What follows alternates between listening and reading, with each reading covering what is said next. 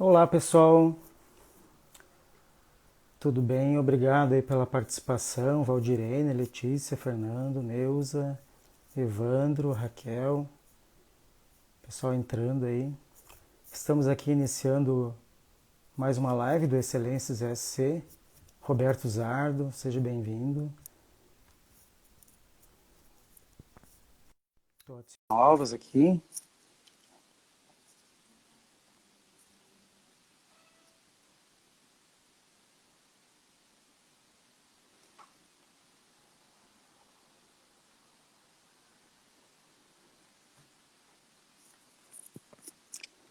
Boa noite.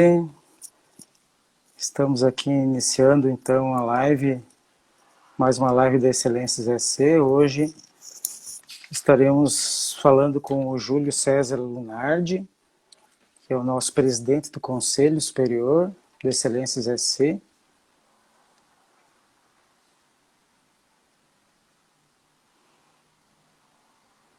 Estamos aguardando aqui o nosso palestrante da noite. Obrigado pela presença, Léo, já está aí.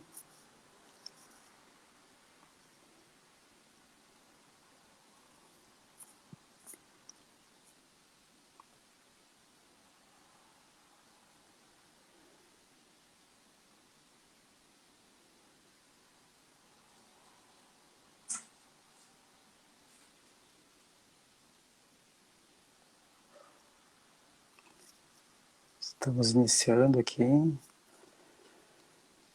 Só um momento, pessoal. Nosso palestrante está entrando.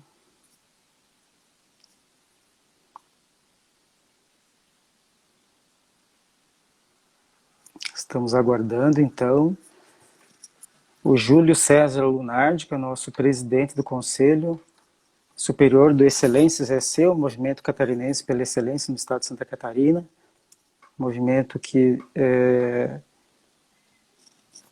tem o propósito de levar o modelo de excelência em gestão para as organizações catarinenses.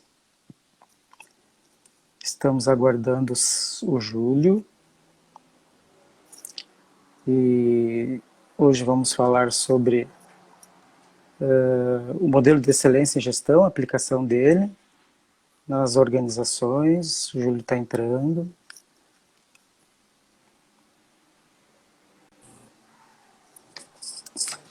Olá, Júlio, tudo bem? Boa noite, tudo bom, Leandro? Boa noite, tudo bem? Tudo bem contigo?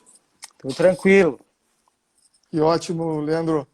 Então, deixa eu primeiro agradecer a tua presença, né, a sua disponibilidade de estar conosco aqui nesse evento. É muito importante para nós ter o presidente do Conselho do Excelências SC junto conosco e estar disponível para bater um papo conosco. Então, isso é fantástico. Muito obrigado, Júlio.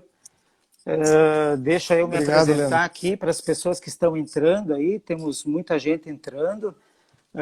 Eu sou Leandro Farina, atual presidente do Excelências SC. Essa entidade, então, aqui em Santa Catarina, que tem essa visão e essa missão, esse objetivo de estar levando o modelo de excelência em gestão a todas as organizações do estado de Santa Catarina, qualquer organização, seja ela média, pequena, grande, privada, pública, do setor industrial, do comércio, da prestação de serviços, enfim, toda e qualquer entidade que quiser melhorar a sua gestão, pode contar conosco, nós estamos à disposição para ajudá-los a perpetuar o seu negócio e a serem mais competitivos. Esse é o nosso propósito. Nós somos apaixonados por qualidade de gestão, somos uma organização que temos em torno de 27 pessoas voluntárias, trabalhando para que a gente possa disseminar o modelo de excelência aqui no estado de Santa Catarina, modelo esse que vem da Fundação Nacional da Qualidade,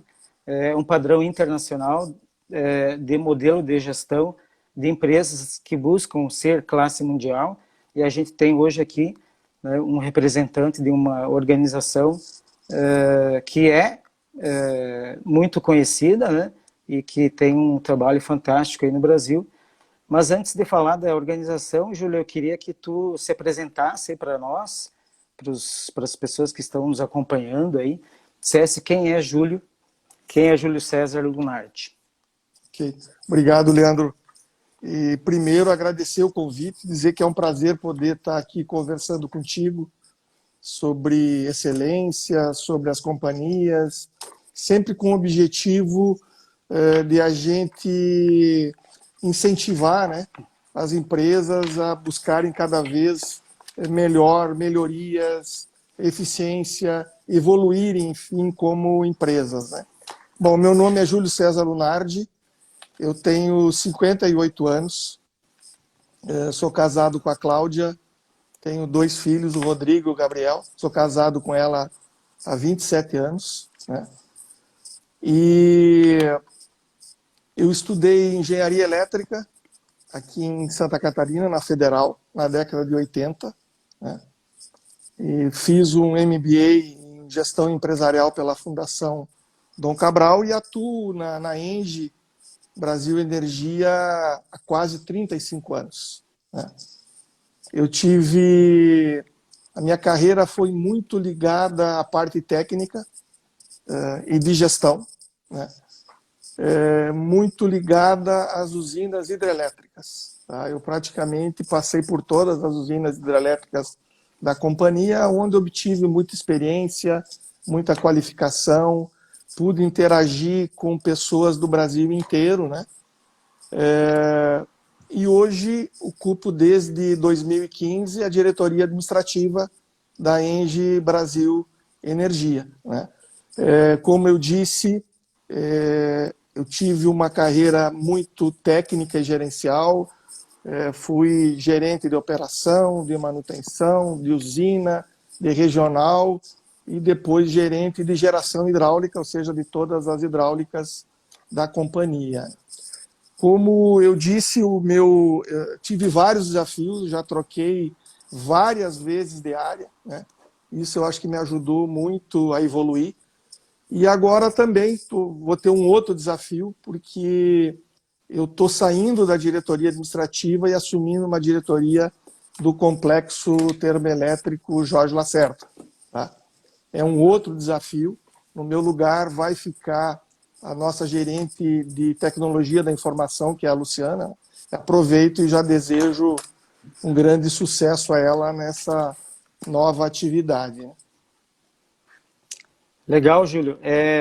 Tem um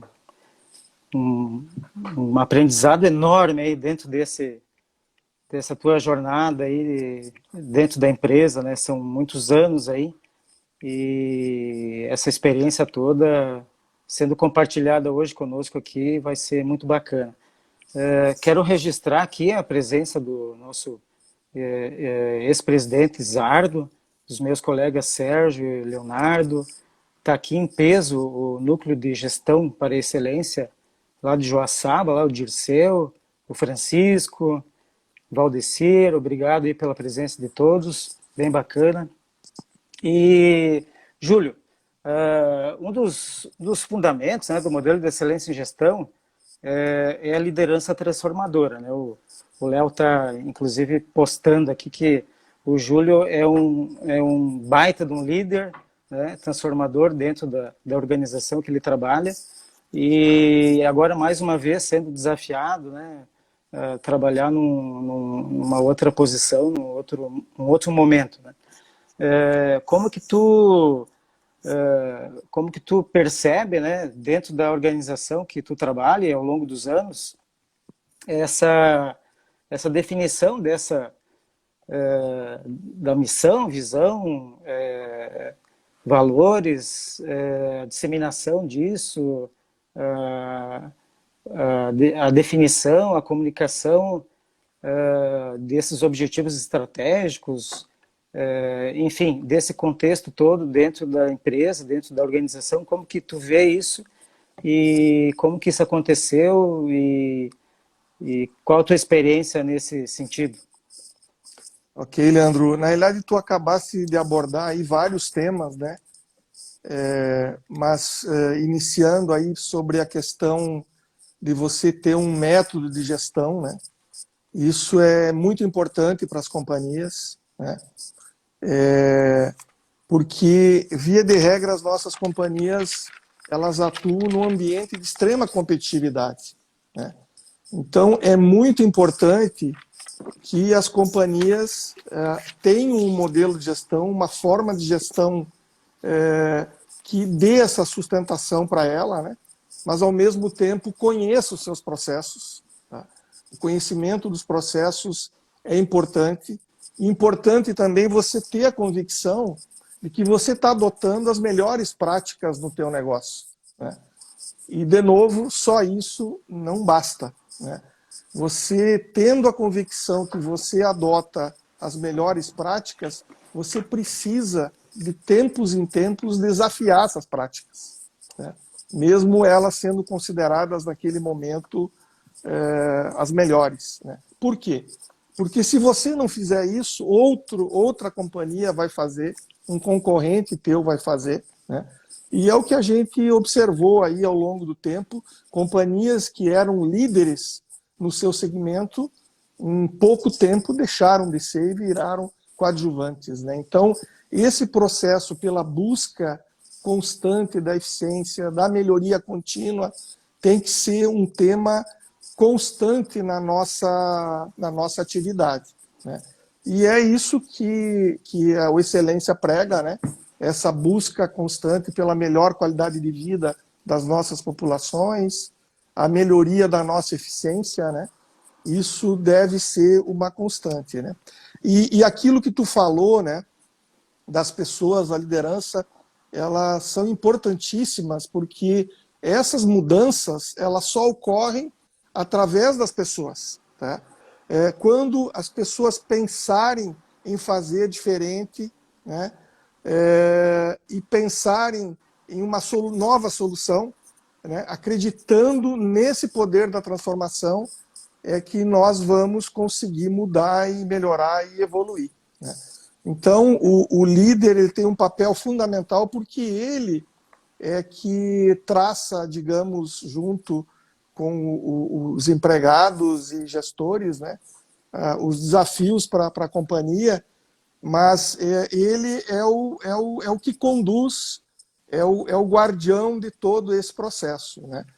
E tu falasse também, Leandro, da questão da estratégia, né? A estratégia também é fundamental as companhias terem uma estratégia bem traçada, né? Porque é ali que ela vai poder colocar quais são os seus objetivos, ter indicadores mensuráveis e ela poder medir exatamente esse grau de evolução no negócio que ela atua, tá? Então, você ter um mapa estratégico, objetivos estratégicos, indicadores, são importantíssimos dentro desse processo de gestão, né? Eu não tenho dúvida. Se tocou numa uma questão importante, né? Você acredita que time que está ganhando também se mexe, Júlio? Eu não tenho dúvida, tá, que se mexe, né? A gente observa hoje isso aí no mundo, né? O mundo viveu durante muito tempo em cima das tecnologias com evolução linear, né? Uma coisa muito constante, né? Muito com menos mudanças ao longo do tempo, né? O que a gente tem observado nos últimos anos, e nós vamos observar mais ainda, eu entendo, nas próximas 2 décadas, tá? Coisas que nós não vimos em termos de transformação nos últimos 2 séculos, né? Então, a mudança e a necessidade de mudança é também uma coisa certa nos nossos negócios, né? E já falando nisso, né, uma outra característica importante que a gente deve sempre ficar atento é justamente a gente ter essa capacidade de adaptação e muita agilidade, né, no nosso negócio. Porque as mudanças, como eu disse, são cada vez mais rápidas, né, e mais aceleradas, né? E também aproveitando, Leandro, já falando em questão de mudanças, né? Falando também de processos, né? O que a gente falou que é importante você ter processos atualizados, mas o uso da tecnologia é também um fator de sobrevivência das nossas companhias, porque elas, quando bem utilizadas dentro de processos já consolidados e processos efetivos, elas nos potencializam como pessoas, acelerando processos produtivos, né? Então, cada vez mais nós temos que pensar na utilização da tecnologia, né? Como inteligência artificial, robótica, inteligência adaptativa e etc. Né? Então, a empresa que imaginar que ela vai ter sucesso utilizando as mesmas práticas que ela adota já há algum tempo, essa empresa pode estar cometendo um erro, né? É lógico que só a tecnologia não resolve. De novo, você tem que ter um método, um processo bem feito e uma gestão muito forte para que esse resultado seja potencializado. Legal, Júlio. Enquanto você toma uma aguinha aí, Tá tranquilo. Então, eu vou fazer aqui um agradecimento, né? Nós como uma entidade voluntária, né? A gente tem também mantenedores, e eu queria agradecer aqui os nossos mantenedores, que são o FEComércio, a Fiesc, o Sebrae, a Aurora, a própria Engie, a própria Irani Papel Embalagem, da qual eu faço parte hoje, a OG, Ogoshi, né?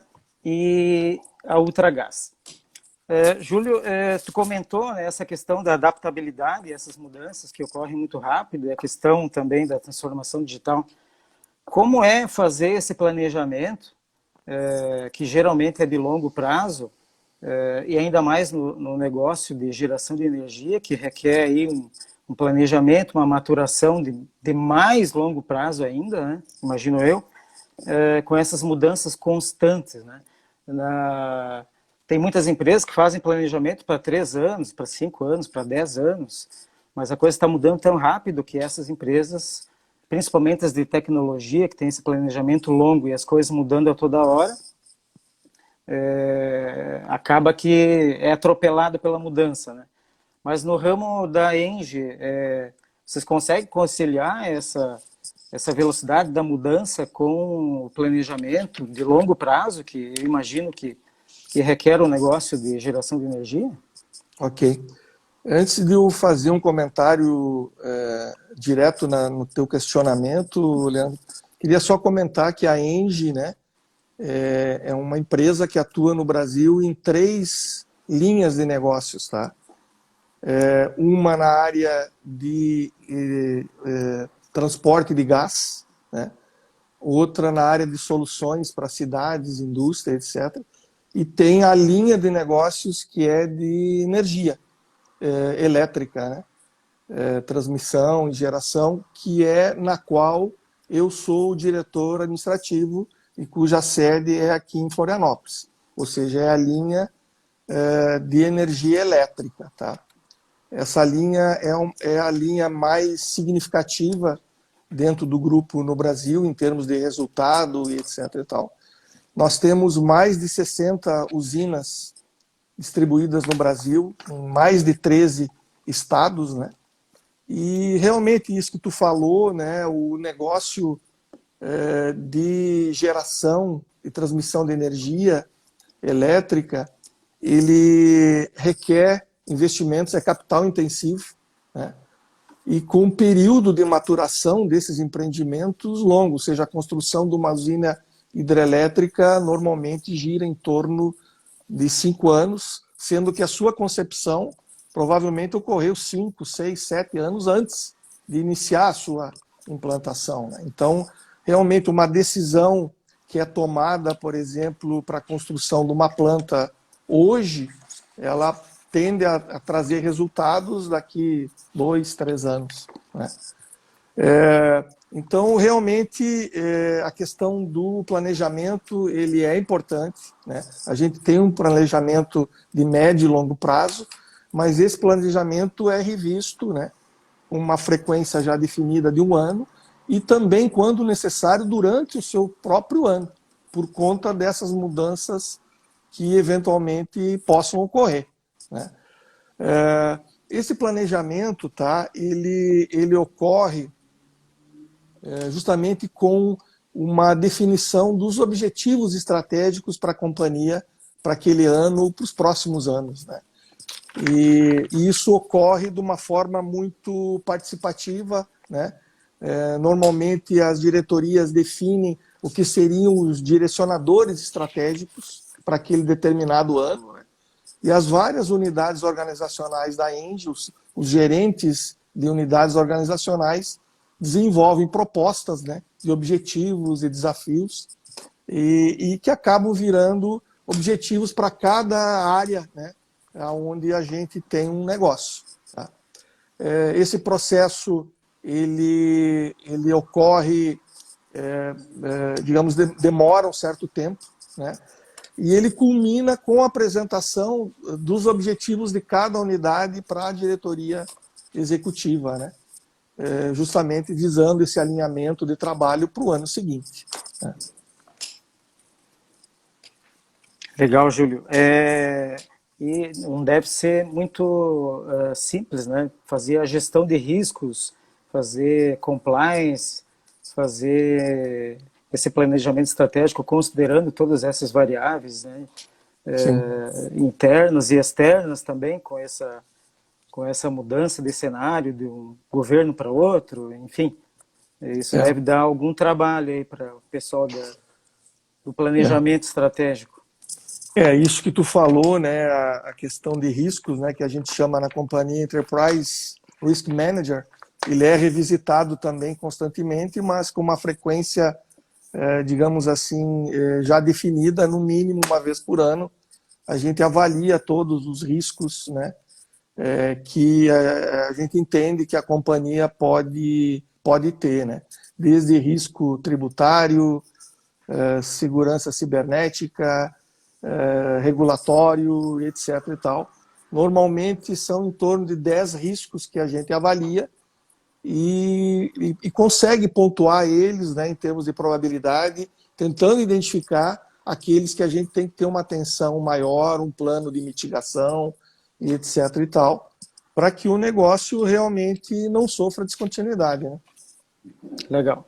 O pessoal aí que gosta do modelo de excelência em gestão está percebendo, né, que a gente está falando, um bate-papo tranquilo aqui, mas a gente está passando pelos fundamentos do modelo de excelência em gestão. A gente falou sobre liderança transformadora, a gente pontuou sobre orientação para processos, a gente abordou um pouco do pensamento sistêmico também, né, de olhar o todo, né, e dentro desse pensamento de olhar o todo, como funciona o planejamento estratégico e essa adequação aí às mudanças, os cenários. Quero registrar aqui a presença de mais alguns colegas, né, da Regina, nossa vice-presidente, da Maribel, dos meus dois irmãos, né, o Evandro e o Fernando, engenheiros mecânicos e eletricistas da UFSC. Sejam bem-vindos, o Giovanni Gobi entrando agora. Júlio, sobre comprometimento, sobre levantamento de necessidades e expectativas de partes interessadas, né, os empreendimentos, eles imagino que devam afetar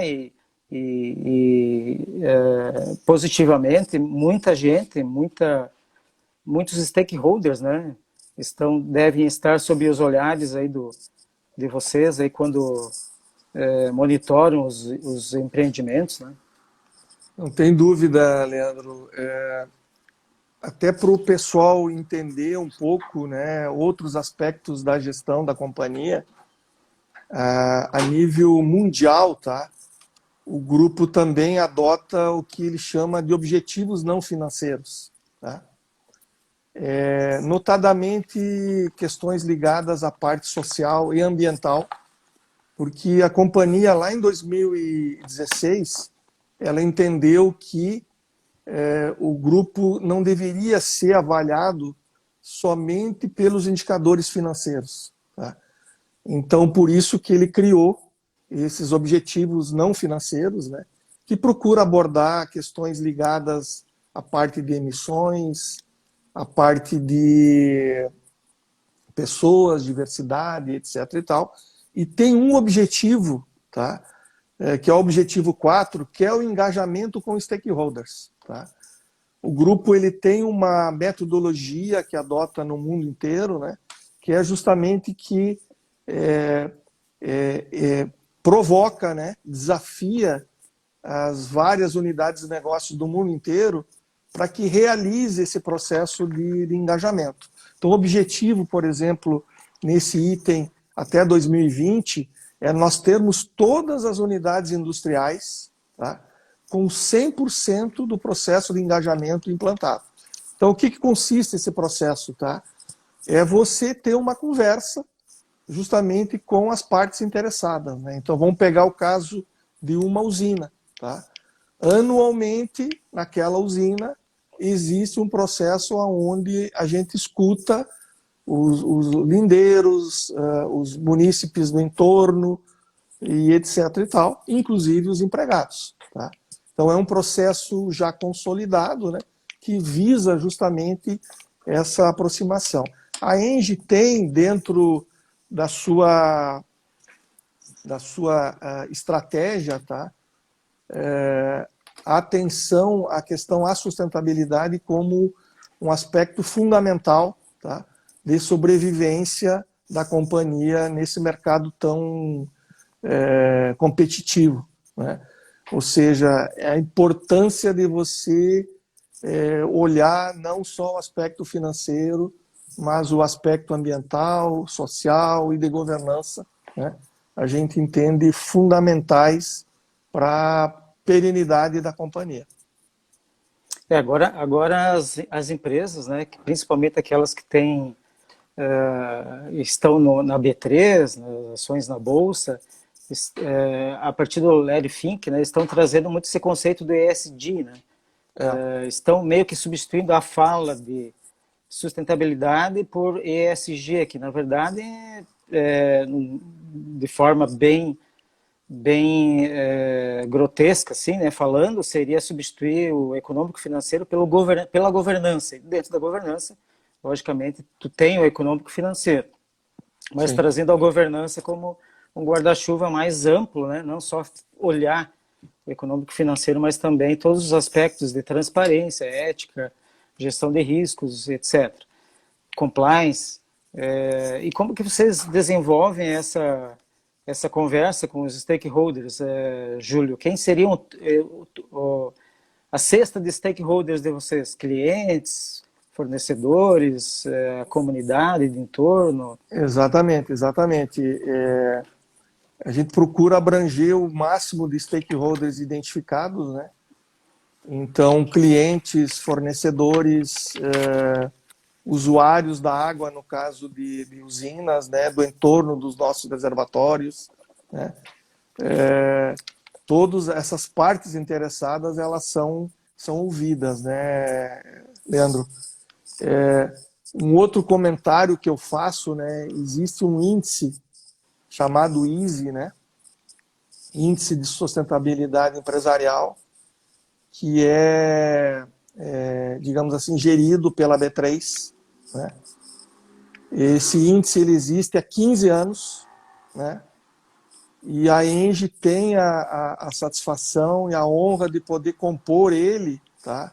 Desde o início, desde a criação desse índice. Tá? É uma das 7 companhias no Brasil que compõe o índice desde do seu início. Tá? Esse é um índice dos mais importantes da América Latina, né, em termos de sustentabilidade. Né? E ele é um índice que ele sobe a régua ano a ano. Né?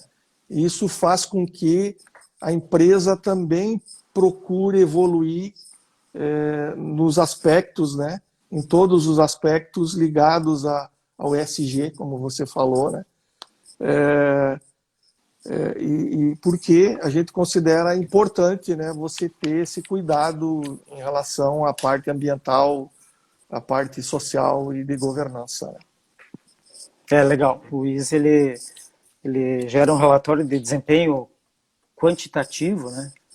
E que traz a avaliação da natureza do negócio, a governança, os índices econômicos, a parte ambiental, a parte social, enfim, traz um relato bem interessante, né, da companhia É, sobre todos os aspectos, né? não tem dúvida. Essa e essa pandemia, Júlio, como isso afetou os negócios? Tu falou antes sobre adaptabilidade, né, que é também um dos fundamentos do modelo, que traz esse contexto de como que a empresa se adapta às mudanças de cenário internos e externos e como que foi na Enge o tratamento, o enfrentamento ao Covid, né, nas unidades e o que isso impactou positivamente ou não nos negócios, né, da empresa. Sim. A companhia, né, ela trabalha com um bem essencial, né, que é justamente a energia elétrica, né?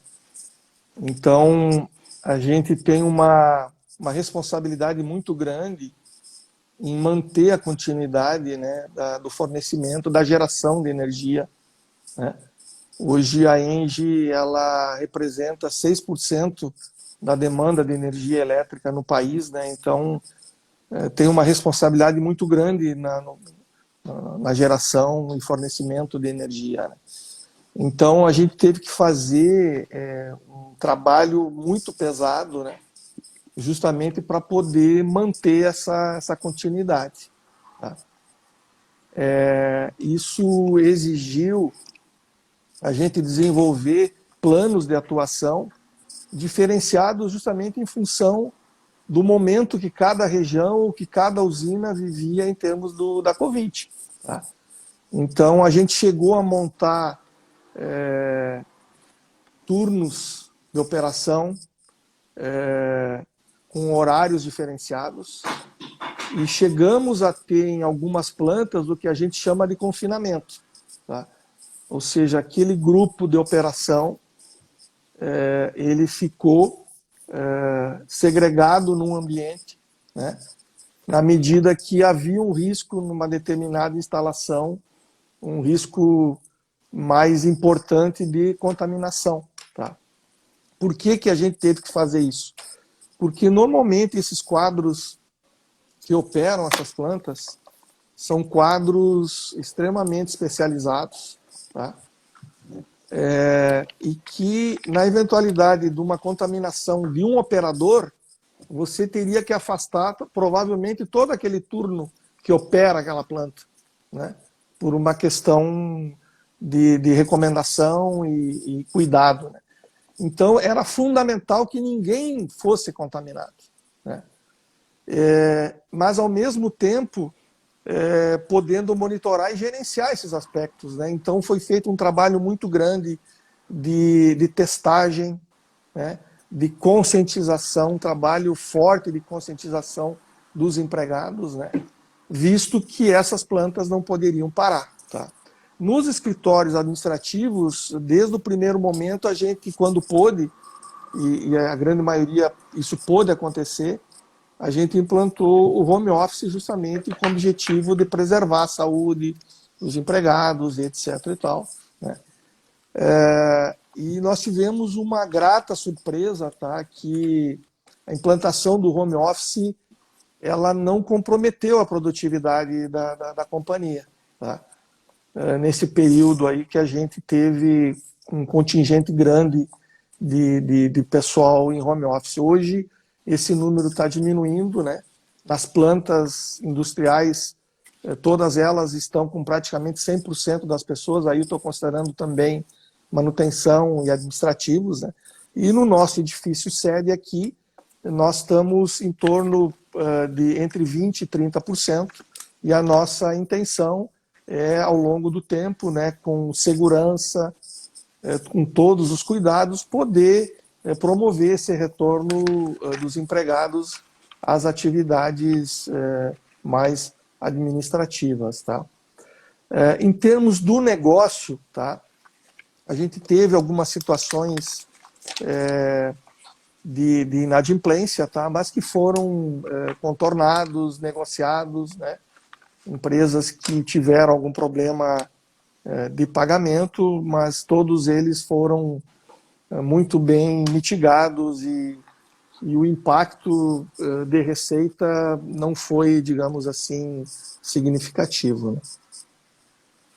Legal. Outro aspecto, tá, que eu acho que vale ressaltar no aspecto de operação das nossas plantas, a gente vem ao longo do tempo, tá, num processo muito forte de digitalização das nossas unidades industriais, tá? E hoje, para vocês terem uma ideia, tá, dessas mais de 60 plantas que a gente opera, em torno de metade eu já opero aqui do centro de operação, aqui localizado no nosso edifício sede, tá? Ou seja, eu opero metade da capacidade instalada da ENGIE de forma remota, tá? Plantas que estão, algumas até a mais de 2.000 quilômetros de distância, são operadas de forma centralizada, tá? Isso nos dá uma vantagem competitiva na medida que eu tenho uma otimização de pessoal e também, no caso da pandemia, menos vulnerabilidade, né, em relação a essa possibilidade de uma contaminação, porque eu posso montar estratégias com um grupo, digamos assim, menor, mas lógico, né, esse grupo que opera todas essas plantas remotamente, esses têm que ter um cuidado maior ainda, né, no sentido de não ter uma contaminação, uma ausência ao trabalho em função da Covid, né? Júlio, cita algumas dessas usinas para o pessoal que está nos assistindo, é só para saber, como curiosidade, onde elas ficam, o nome delas, só para... Ok, nós temos hoje vários parques eólicos, tá, instalados notadamente no Nordeste, tá? Todos eles são operados remotamente. Então, o parque, por exemplo, de Trairi, que fica no Ceará, tá? Os parques que ficam na Bahia, né, como Campo Largo e Umburanas, também são operados remotamente, tá? Outras usinas, por exemplo, hidrelétricas, né? A usina de Salto Santiago, que é uma das maiores que fica no Paraná, com mais de 1.420 megawatts, tá? É operada remotamente, aqui de Florianópolis. A usina de Canabrava, que fica em Goiás, uma usina de 450 megawatts, operada remotamente. A usina de São Salvador, com mais de 200 megawatts, que fica no Tocantins, também operada remotamente, né? E há uma busca, né, de a gente aumentar essa possibilidade de operar remotamente mais plantas, tá? É uma tecnologia já bem dominada.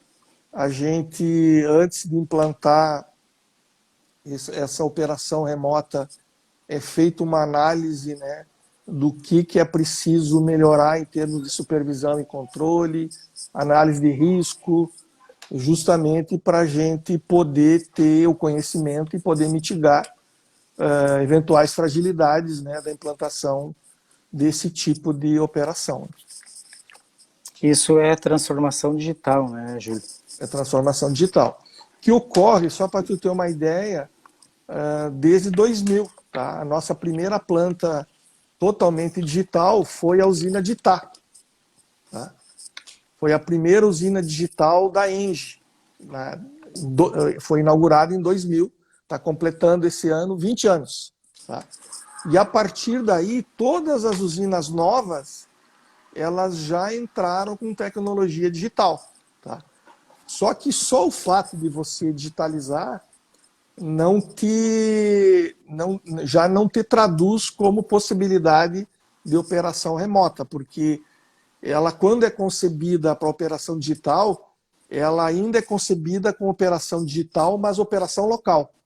Tá? Quando você opera remotamente, você é obrigado a fazer um reestudo dessa nova forma de operação e, via de regra, você implementa novos sistemas de controle, nova supervisão, para justamente dar essa segurança que a gente precisa. Aqui a gente tem mais um fundamento, né, aprendizado organizacional e inovação. Né? São exemplos claros desse fundamento na empresa. E, Júlio, o percentual de energia gerado hoje de hidrelétrico, eu sei que vocês têm solar também ou não? Qual é o percentual de toda a energia eólica, solar, e hidrelétrica, termoelétrica? Tem esse número mais ou menos? Sim, sim. Em alguns números, tá? A nossa capacidade instalada gira em torno de 10 mil megawatts. Tá?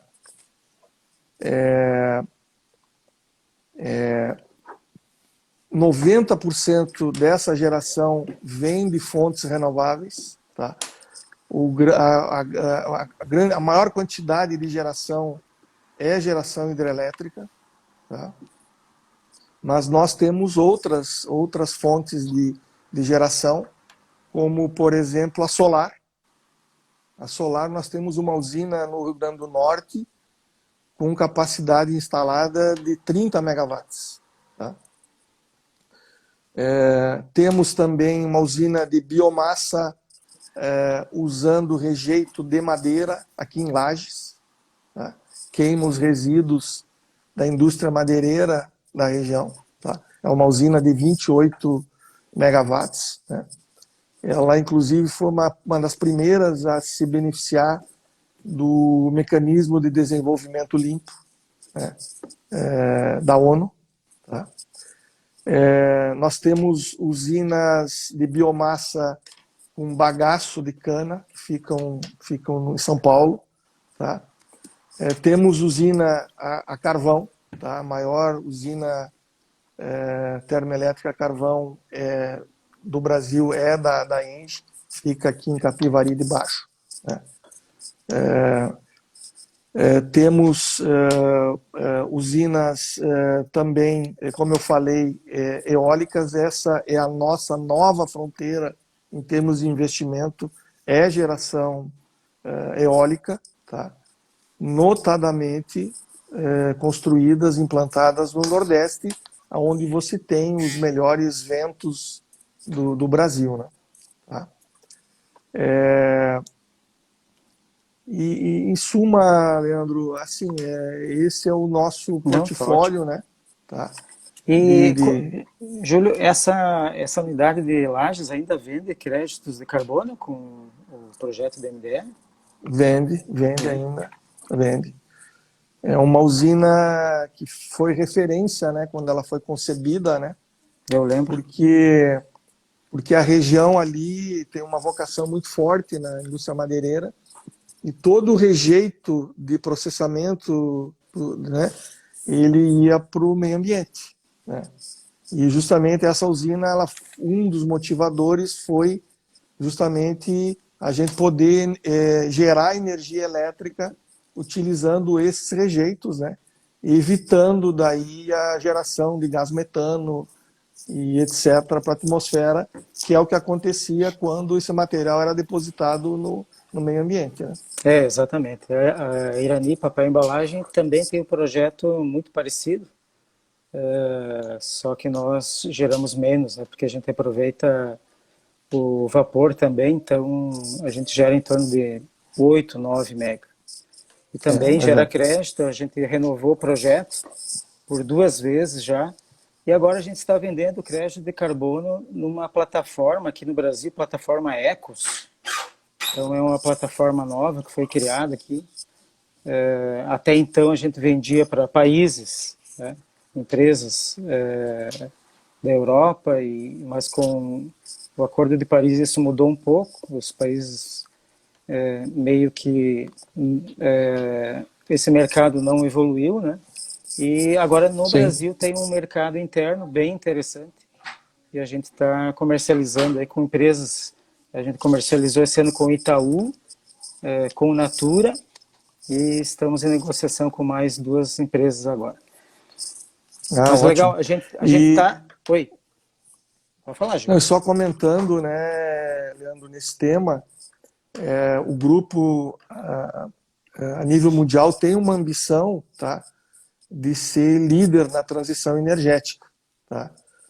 E hoje a Engie tem alguns produtos, né, a Engie tem uma atuação muito forte no mercado livre de energia, né, e tem produtos exatamente voltados, né, a você poder, inclusive a venda de crédito de carbono, é uma forma de você, digamos assim, compensar eventuais empresas que não conseguem neutralizar, né, as suas emissões, né, podem adquirir os créditos de carbono, assim como podem, né, adquirir energia oriunda de fontes renováveis certificadas. Tá?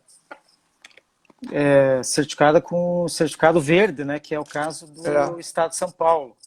No é, Estado de São Paulo a gente compra energia também, a gente produz energia lá na Irani, e também compramos energia incentivada, né, que vem de fontes renováveis, inclusive da própria Engie, acho que a gente negocia.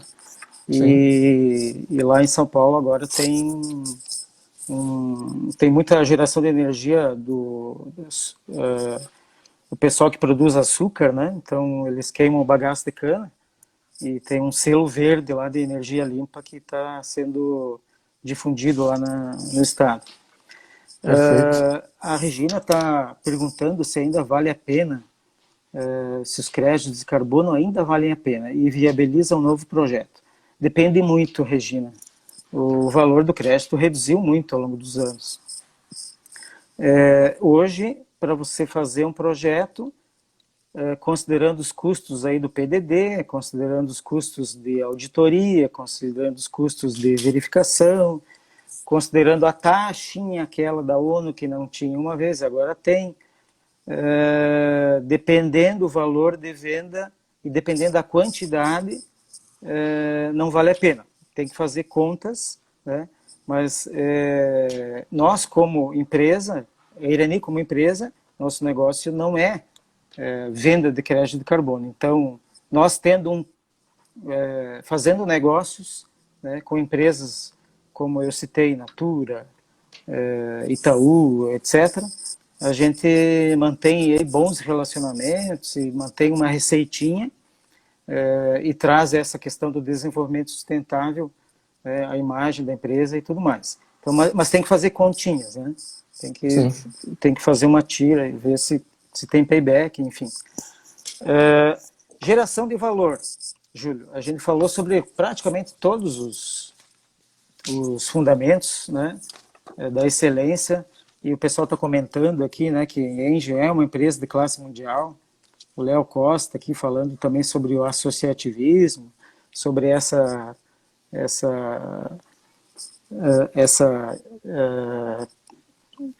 sua predisposição, né, Júlio, para o associativismo dentro da excelência, né, dentro do conselho e outras atividades que tu faz. Mas geração de valor, né, como que você vê essa questão aí dentro da Engie, gerar valor para todas as partes interessadas, o que é isso, como é que isso é encarado, funciona e como que isso é valorizado aí por esses stakeholders que vocês têm relacionamento. Ok. Leandro, até se tu me permite fazer um comentário sobre essa questão que tu abordou primeiramente aí sobre a importância, né, da sustentabilidade e a atuação que a empresa deve ter, né, não só no seu ambiente de negócio, né, nós consideramos isso fundamental, é uma coisa que a gente incentiva muito os nossos gestores das várias usinas, né, porque a empresa ela tem que estar integrada à comunidade aonde ela atua, né? Isso é uma questão fundamental, né? A empresa não pode ser um oásis de prosperidade e o teu entorno não ter um desenvolvimento adequado, né? Então, a gente incentiva muito que haja essa integração com as comunidades e que a gente possa contribuir para que as comunidades evoluam, né? E melhorem, né? Junto com todo o entorno, né? Isso é fundamental, né? A gente tem essa diretriz e esse cuidado, né? Para que essa evolução seja constante. Nós temos muitas plantas localizadas em cidades com os menores IDHs do Brasil, né? Então, mais do que nunca, a gente tem que ser um ente de transformação também onde a gente atua. Em relação à questão da cadeia de valor, Leandro, é importante você ter claro, né, como é que funciona essa cadeia de valor do teu negócio, né? No caso da Engie, essa cadeia de valor, ela nasce lá no desenvolvimento do negócio, né? Normalmente a companhia ela tem um portfólio de várias possibilidades de investimento, né? E normalmente de um grupo grande de opções acaba vingando ou viabilizando uma ou duas opções, né? Mas ele nasce justamente quando você tem um critério de avaliação financeira, econômica, social dos teus empreendimentos que você deseja desenvolver, tá? E esse desenvolvimento ele é muito importante porque esse recurso, esse projeto, ele vai competir com vários projetos do mundo inteiro, onde a Engie atua, tá? Então é importante que ele seja competitivo, muito bem elaborado. Então ele nasce ali, tá? A nossa cadeia de valor nasce aí. Esse projeto sendo viabilizado, a própria Engie é que faz a implantação das suas plantas, tá? Nós fazemos questão de construir, etc. e tal. E na sequência da cadeia de valor, você tem a operação, tá? Normalmente, esses empreendimentos, tá, eles são construídos quando, por exemplo, eles são uma concessão, eles têm um período, né, digamos assim, de concessão, né, e que é em torno de 25, 30 anos, né? Então, tu vê que essa relação você tem que construir imaginando que você vai ficar naquela região no mínimo 30 anos, tá? Então, a eficiência operacional é importante. Esse exemplo que eu dei da operação da tecnologia digital é um exemplo de que você deve buscar também ser eficiente na implantação e na operação depois dessas tuas plantas, né? E a geração, digamos, da energia, né, ela acaba finalizando a nossa cadeia justamente quando você comercializa essa energia. E a gente atua muito forte no que a gente chama ACR, que é o ambiente do mercado regulado, né? E também no ACL, que é o ambiente, né, de comercialização livre, que é onde a Engie pode vender diretamente para certas companhias, né, que se, digamos assim, elegem em termos de ter um consumo X, né, isso tudo é regulado pela ANEEL, né? Então, hoje, existe uma atuação, digamos assim, um pouco mais forte no ambiente de comercialização livre do que no regulado. O regulado é o ambiente de leilão, tá? Onde a empresa vende a sua energia competindo com outras empresas em um leilão, normalmente para atender as demandas das concessionárias. Então, de forma muito equilibrada, né, a gente acaba atuando nesses dois grandes mercados aí, tá? Bacana. Deixa eu falar, Júlio, para todas as pessoas que estão nos assistindo, né, que convidar todos para que acessem o nosso site, né, o Excelências SC, e dentro dessa questão da transformação digital e adaptabilidade, a gente tem agora uma ferramenta, né, que é o nosso eSelf, que é um dos nossos produtos. Falando um pouco agora do Excelência, né, que o Júlio é o nosso presidente do conselho, está sempre nos apoiando. Júlio, esses nossos produtos, né, que é o PEG, né, que é o Programa de Excelência em Gestão, ele proporciona para a organização que possa fazer um diagnóstico da sua gestão e, a partir dele, das oportunidades de melhoria que são diagnosticadas, que são evidenciadas, definir os planos de ação para melhorar a organização como um todo, passando por todos esses fundamentos, né, que a gente comentou aqui contigo, né? E agora o Excelência criou, né, essa ferramenta online, essa ferramenta à distância, que se chama eSelf, e todos podem acessar e fazer o seu diagnóstico de forma organizada com o apoio, né, da nossa equipe interna. Toda a organização pode fazer isso, desde a menor organização até a organização de grande porte.